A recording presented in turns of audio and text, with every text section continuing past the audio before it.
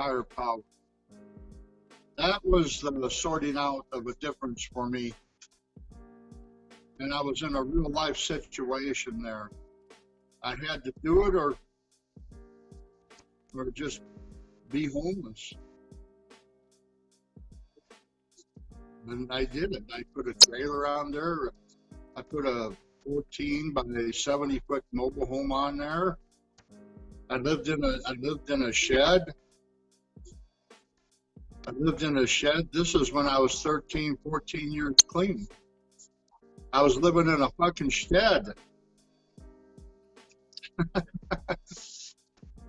And I made this into something. I made it into something. Just like when I moved here, I didn't have a house. And I moved into a garage, a mechanic's garage. And I did something about it. Again, it was, I said, okay, God, it's just you and I. We've been through this before. And I did something about my problem. I built a house out of the shop. A little bit at a time, whatever I could afford, whatever I could scrape together for materials, I did it. 2 years later, I had a livable house. I'm still working on it, but it's becoming a nice little place. So when you think your chips are down, you keep your chips on your higher power. Pull your strength from that to do what you got to do, man.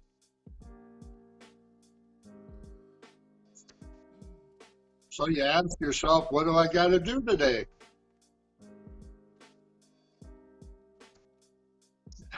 Then you take it from there.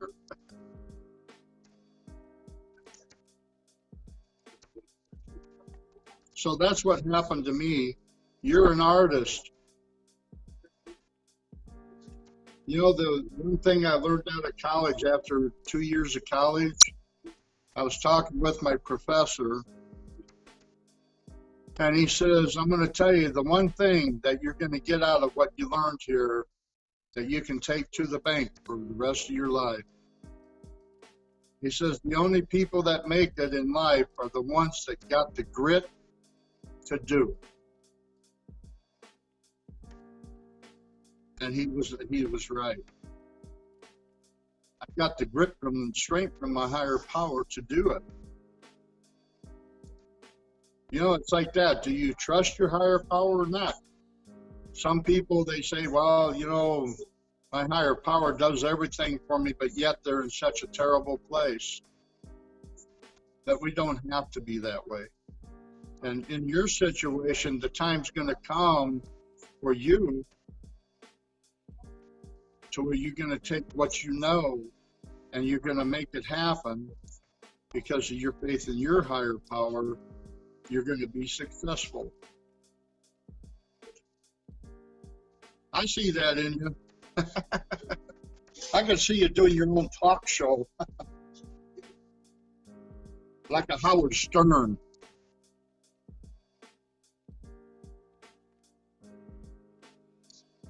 Yeah. Yeah, I don't know, Chester. My understanding of God or lack thereof is, I feel like I'm sort of at a threshold with it, man. Let me backtrack just a smidge and tell you that, like, I'm struggling with the Narcotics Anonymous program right now because of all of the insanity of the semantics of what is right, wrong, and indifferent, by, like, I was just thinking about it yesterday when I was sitting in that history day. It's like I can't tell you how many of the elders I've reached out to that haven't giving me the time of day, you know, and what bothers me about that is these people want to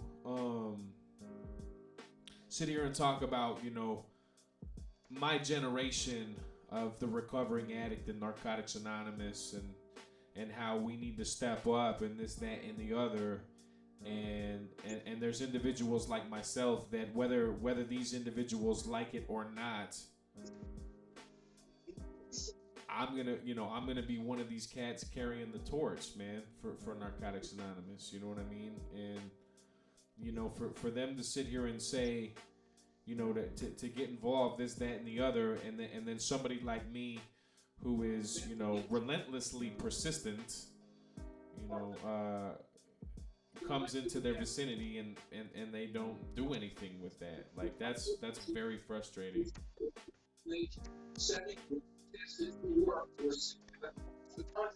Well, you know, they say you got to change your playmates, playgrounds, and playthings.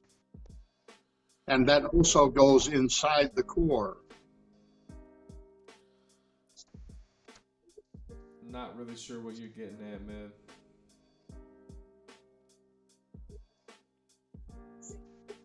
You remember the thing I share with you? I have never seen a well person in Narcotics Anonymous.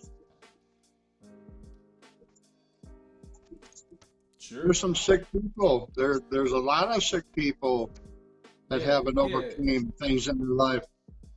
But you know, you got that group that is anti-nulls, and you got the people that are nulls and follow the concepts and the traditions, and you got the guys that don't like the concepts.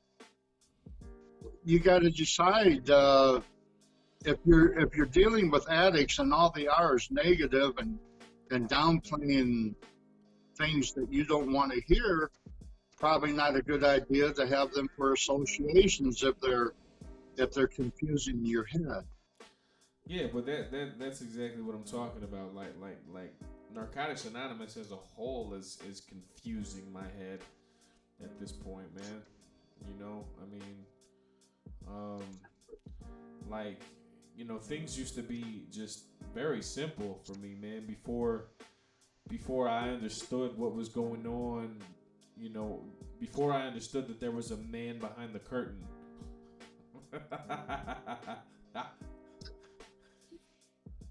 You know, I mean, I was just reading. I wouldn't get caught up with those guys. If what they're saying is troublesome to you, you're associating with the wrong people. Yeah, but that's what I'm telling you, Chester. I'm just floating right now, man. You know, I'm levitating, but I don't really have any direction in doing so. So it's sort of a cumbersome place, man. Like, now you got to watch out for your thinking too, you know.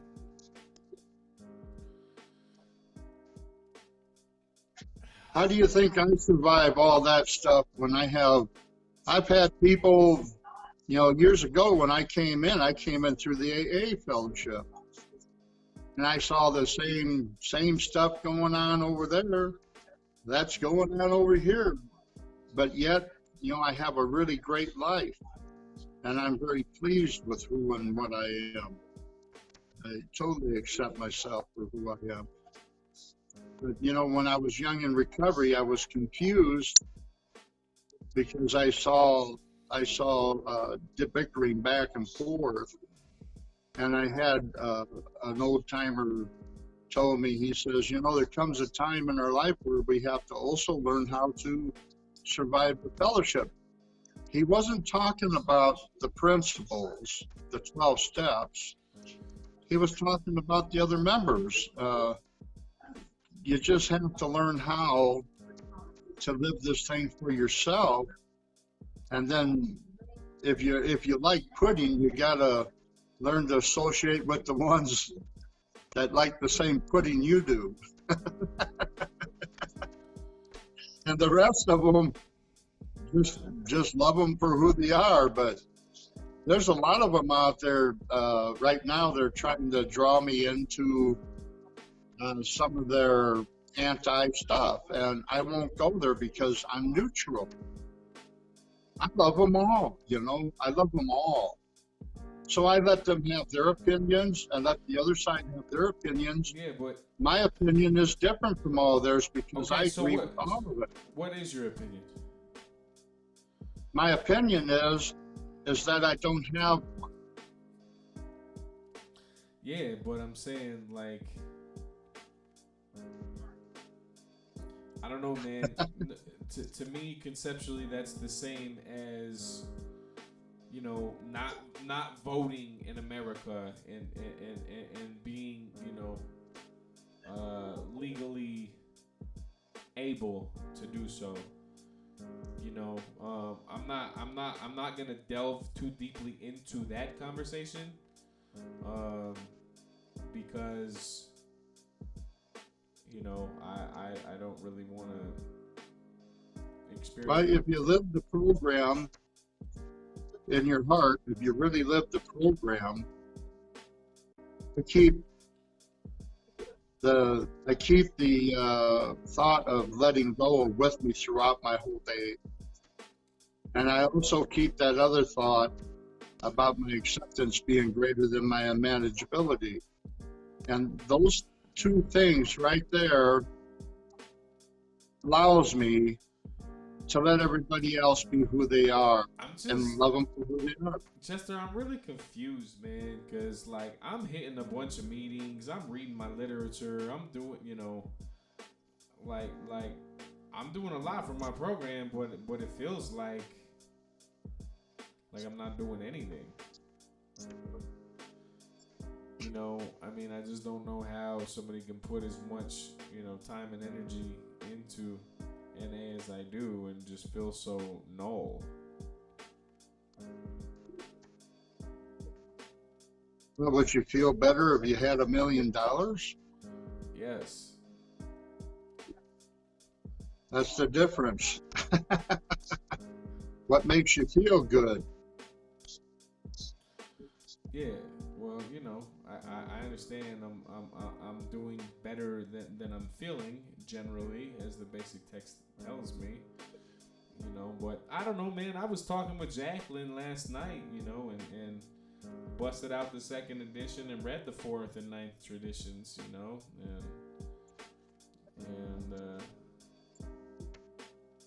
I don't know.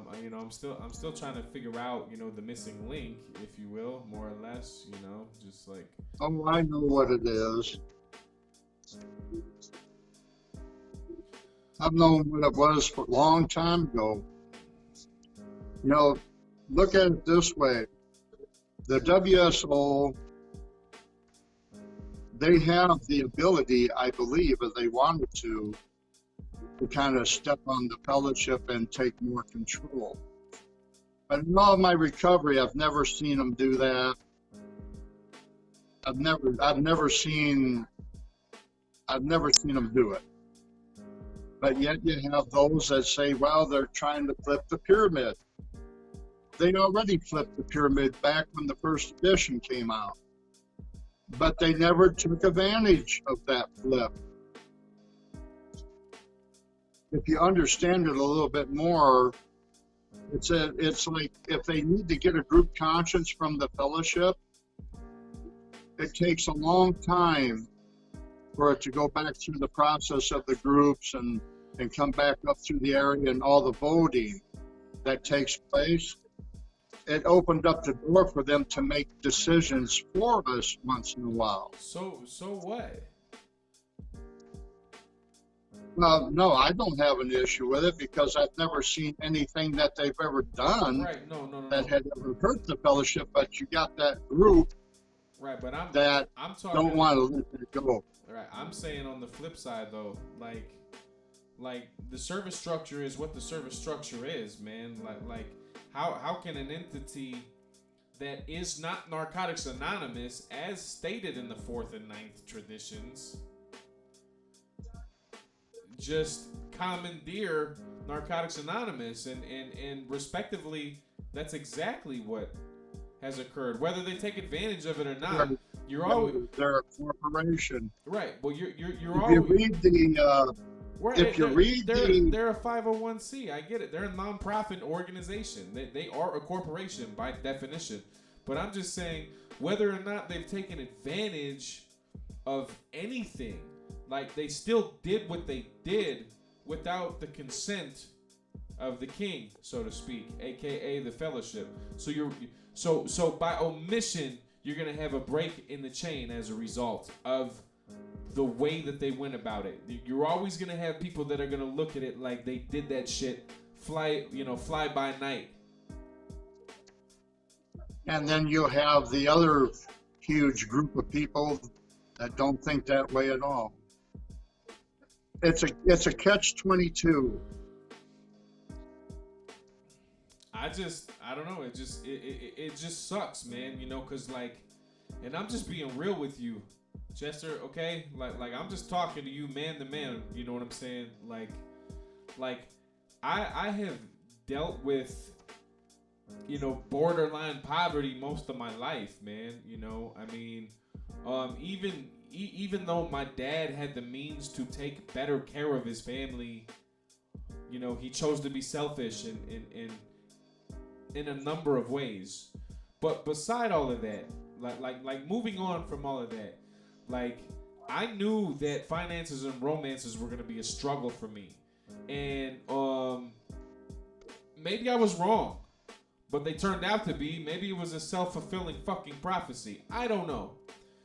I just know that I come from a lot of dysfunction. I know my dad wasn't the best with his money, and I could go into a number of examples on that, but like I have not had much my entire life.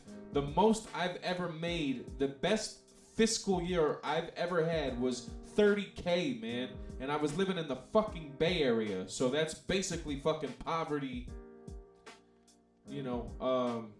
any way you slice it, with how costly it is to live in the 7th biggest economy in the world. But I mean, I've always been blessed. I've always, there's always been a will, so there's always been a way.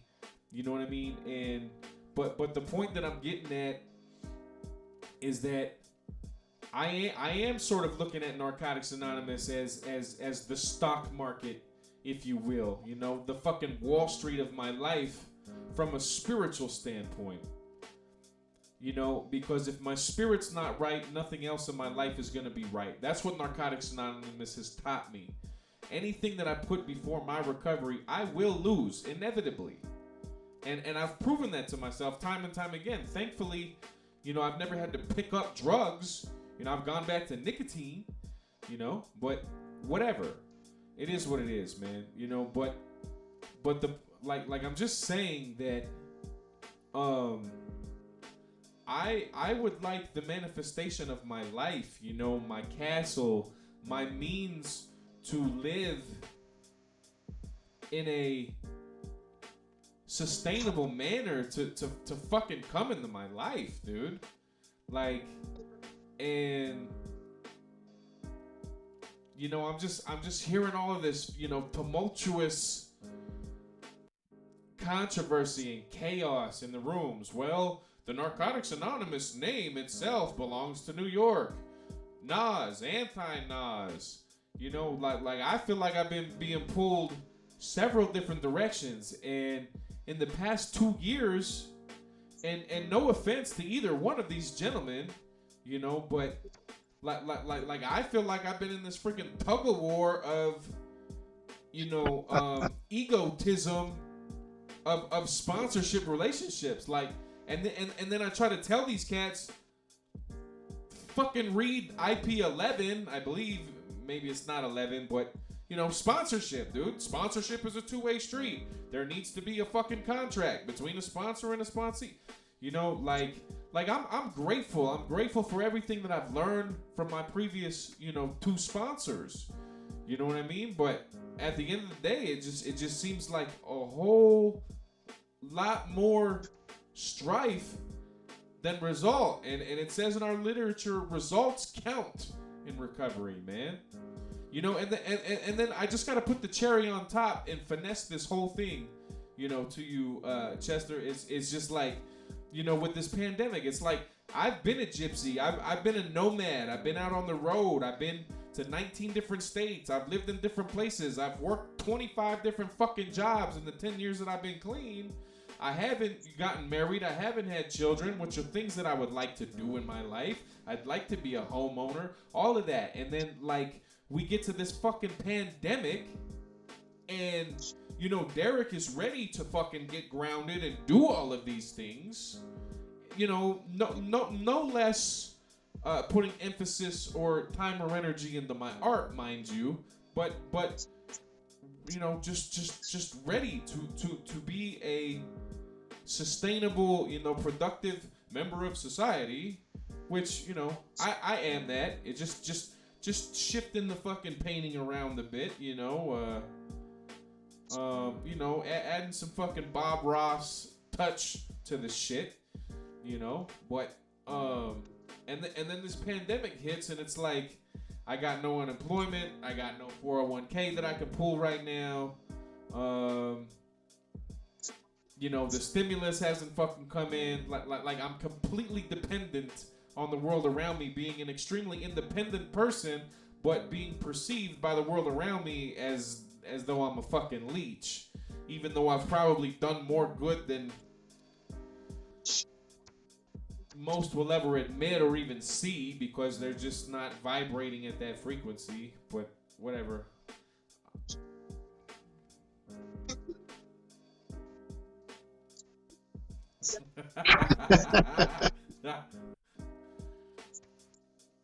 We are very active today. Yeah, I just... You know, the one thing that comes with living the program for many years is calmness. The ability to make good decisions. You know, and, you know, I got nobody on the one side of the fence trying to suck me into anything, but I got people that I met within the last year and a half or two trying to pull me in on their side of the fence. And I got one old timer yesterday. He asked me, he says, "Are you drinking the Kool-Aid?" He says.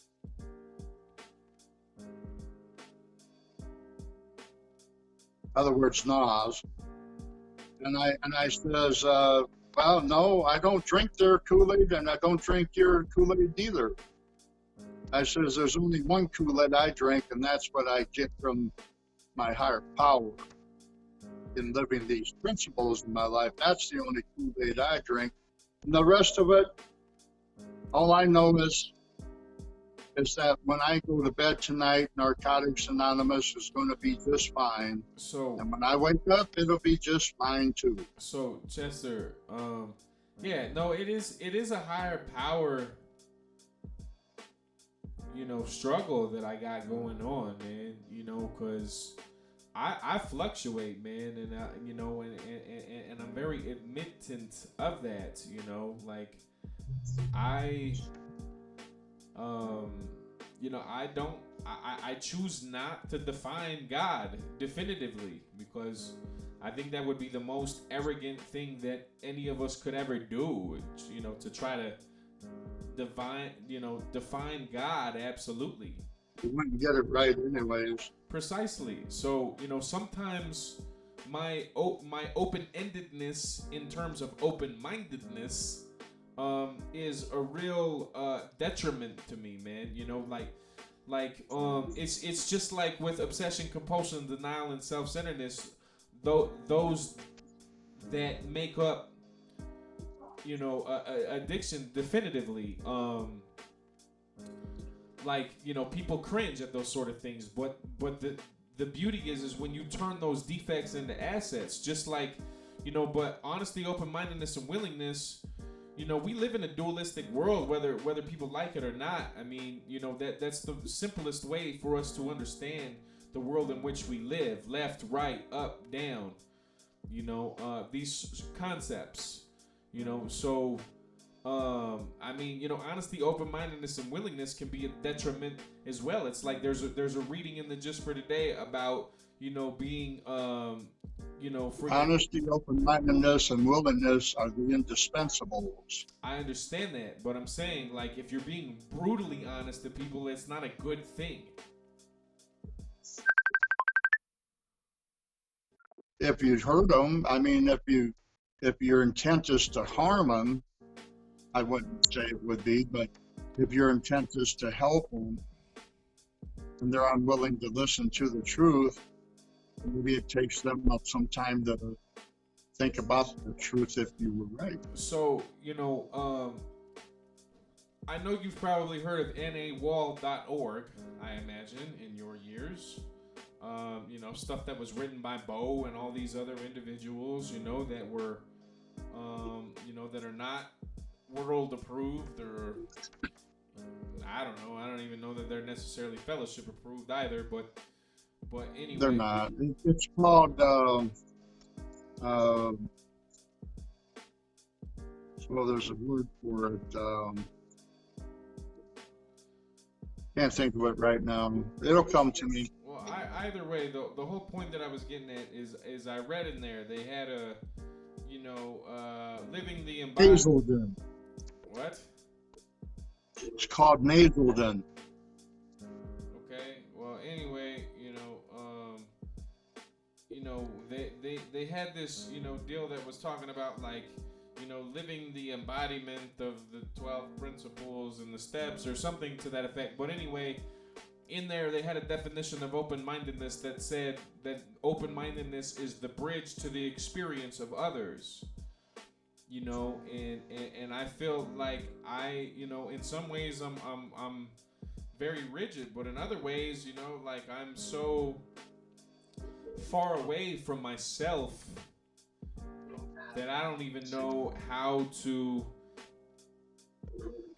get back to me, man. Because as far as I'm concerned, like life and Narcotics Anonymous being all about relationships with God, self, society, and service, like, to me, God and self have to come first, because if not, I'm not in a position to really serve in society or service. Well, the only key to your higher power is a willingness to believe it exists. That's the only requirement to believe it's there. And if you can't believe it's there, then our total self-centeredness is still at play there. Fair enough, and I just feel like I'm having an adolescent moment, cosmic minute or whatever with this shit, because, like, when I used to tell people in my shares, that I always knew God existed, I just fucking hated God, because I couldn't. Sure, I did too. What's that? I hated God too. Right. It's like, why would why would I be in a position where I feel unwanted and in dysfunction, and mental and emotional abuse is I mean, my family didn't have to be physically abusive, man. The mental and emotional abuse was just obliterating. I mean, the might makes right that my fucking dad came with was just, I mean, I'm 6'2", dude, but I didn't even feel a fucking millimeter tall. Yeah. Good shit. I mean, my dad only put his hands on me, a handful of times in my life, man. He didn't have to get at me like that. Like he just mentally and emotionally fucking destroyed me. I can relate with that. Are you on the tape with this? Are you taping this, or yeah. Are you on the set? Yeah, I am. Listen, man, I'm working. I'm right in the middle of work. When I talked to you, I was having lunch. Lunchtime is over now. I gotta get back to work. That's fine. I'm working on a boat today.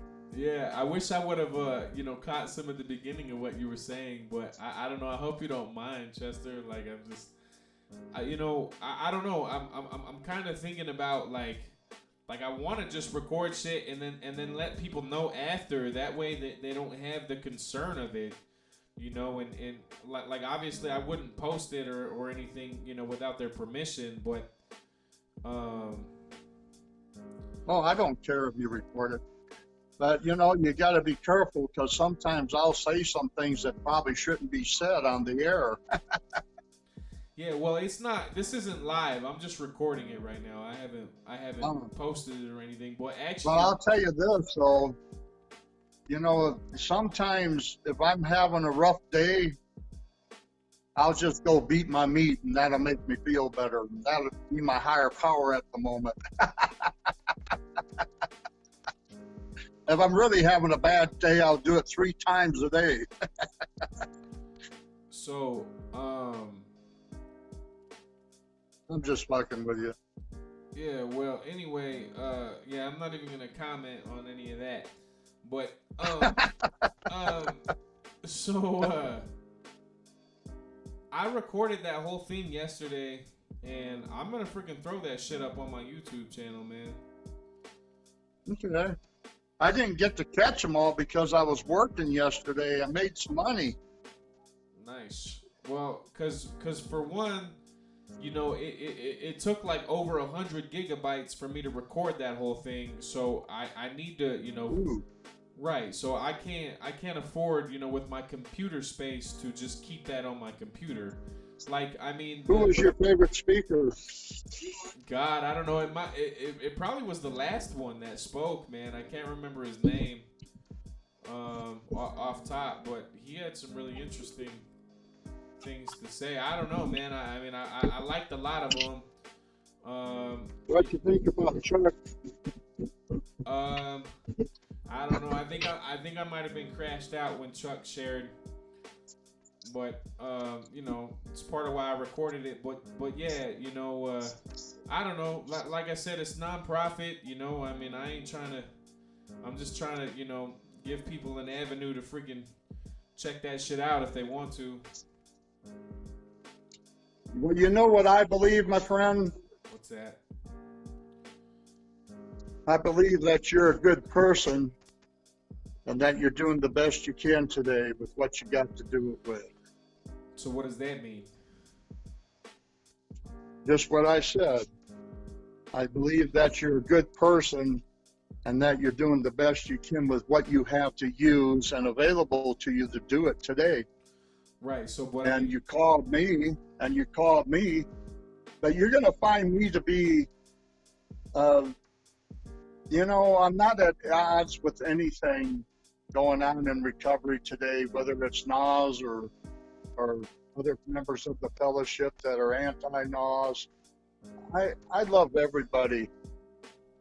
I really do. I love everybody. I love my dog, Daisy, who's laying on her bed. She messed all up. Chester, I love everyone, Do you think it would be wrong for me to put that on YouTube? You know what? I think they are putting it on YouTube. Right, but that's precisely my point. Is it's like, what, Well, you might get some slack about it because you didn't have permission.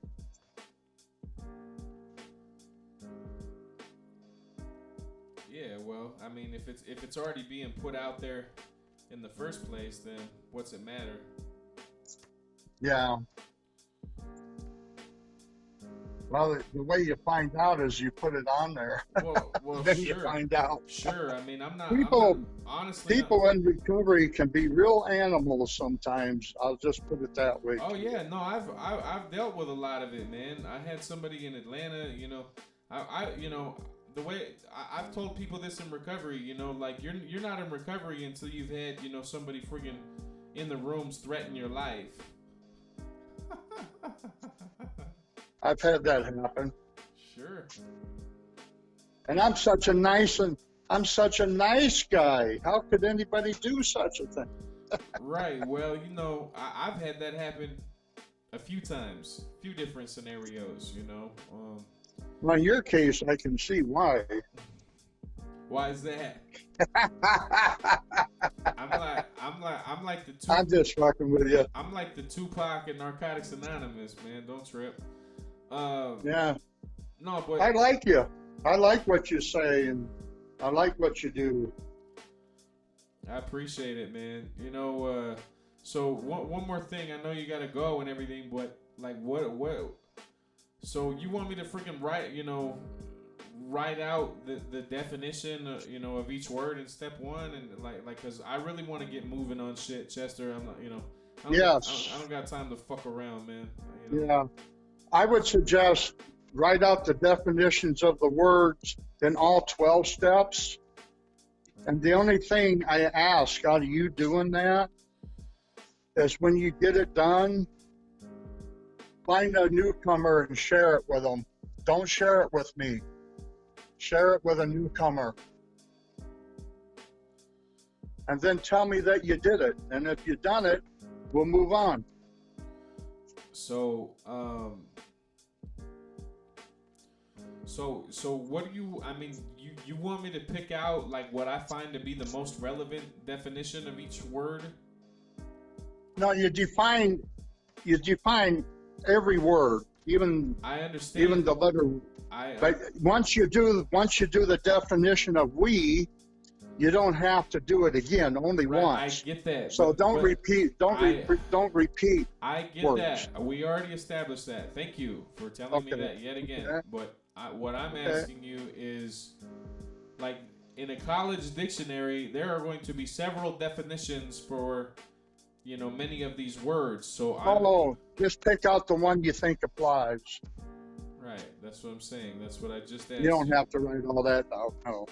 Right. So pick what I find to be most relevant. That's what I just said to you. Yeah. Right. You did, and I didn't hear that until just now. Okay. Cool, man. So yeah, I'll get on that shit because really I want to fucking be in that step study guide already, but it is what it is. It's okay, man. I'm just happy to walk through them with you. Well, it's up to you how you want to work and live your steps. That's you, man. Yeah, well, I just, it's not my place. I've never dealt with so much fucking insanity, man, from, and that's what I'm saying, these, my previous two sponsors have kind of messed with my head a little bit, man. I think, I don't know, but they couldn't unless I gave them the power to, but I didn't want to be in a position where I didn't have a sponsor and felt like, they didn't let you be yourself. Right. Yeah, that's pretty much how I feel. Yeah. I mean, I'm not questioning any of their methods or whatever. What I'm questioning is their, inability to have a live and let live mentality.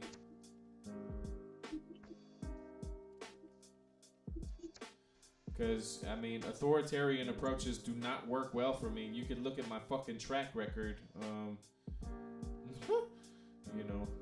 Good luck with that. Anyway, cool, man. I'll let you get back to what you got to do. Thank you for... There's what I'm working on right here. I'll show you. What you working on? I'm working on that bolt. Oh, nice. That's cool.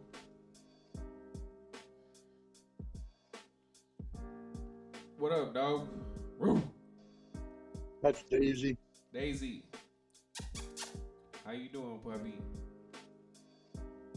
She loves me because I take really good care of her. She's my... So I've been recording for 39 and a half minutes, and that has taken 9 gigabytes of space. It's a crazy amount of space. So I don't know, Chester. Like I said, I'm gonna put that up. If people want to trip, I don't know. They can holler at me. But I mean, the reality of it is like I said, I'm one of these cats that takes an interest in carrying the message, you know. So it's whatever. I really doubt if you'll hear anything. I really doubt it. I don't think it's gonna pull, you know, by me putting it up anyway, that people are really gonna trip. But you know, between you and I, you know, there's some of these cats, you know, that have participated that I don't necessarily, you know, I mean, it wouldn't be accurate to say I have a resentment towards them, but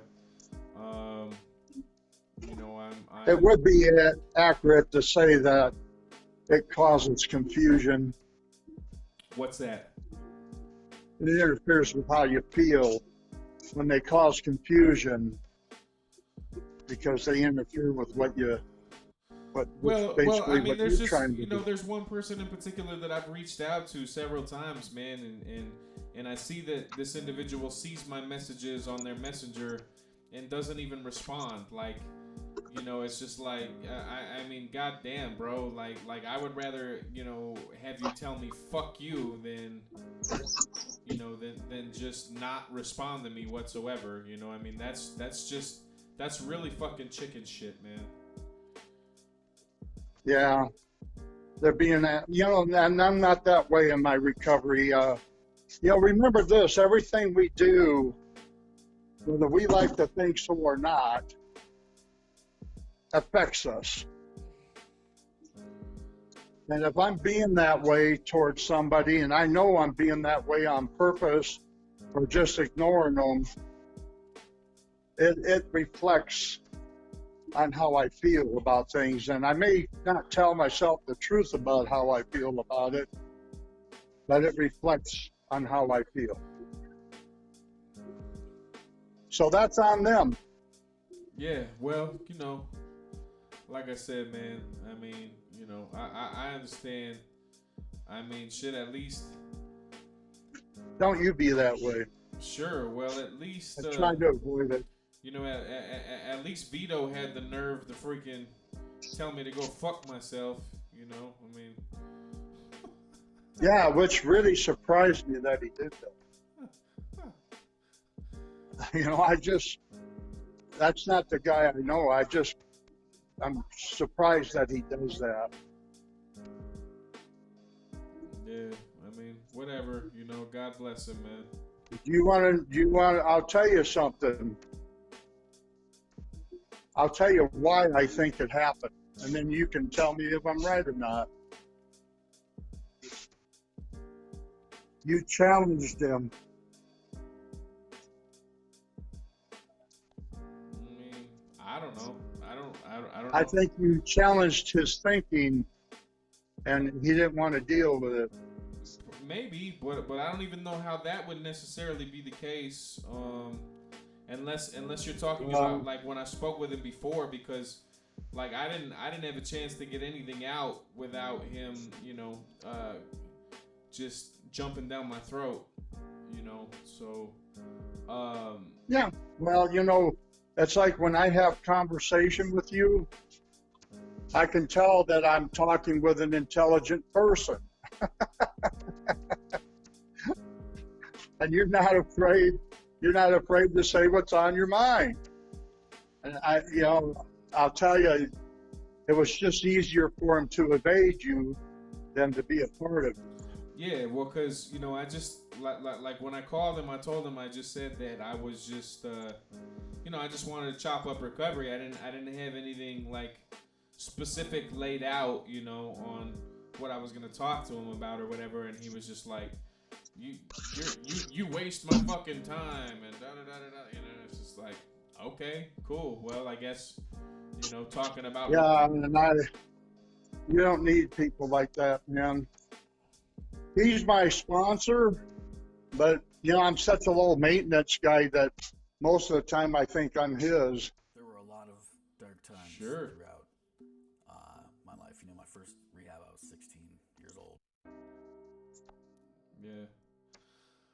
All right, man. Well, it's whatever, you know. I mean, I don't know. I ain't tripping on Vito. You know, Vito can do whatever the fuck Vito's got to do, man. Like, you know, that's just what I've learned. You know, I mean, some of the elders, you know, embrace me and fucking eat me up, and others, you know, could give a fuck less, and that's just as well. Now, you don't have to worry about me being that way. I know. I make myself available to everybody. I know where my passion and enthusiasm lies, man. That's the bottom line. God knows who I am. And Vito sure the fuck isn't God, so that's all I need to know. It's true. Huh? I gotta take a leak here. Alright, well, I'm gonna jump off, man. I'll talk with you soon. I love you. What's that? I love you. Yeah, love you too, man. Yeah, I'll give you a call later. All right. Alright, peace. Okay.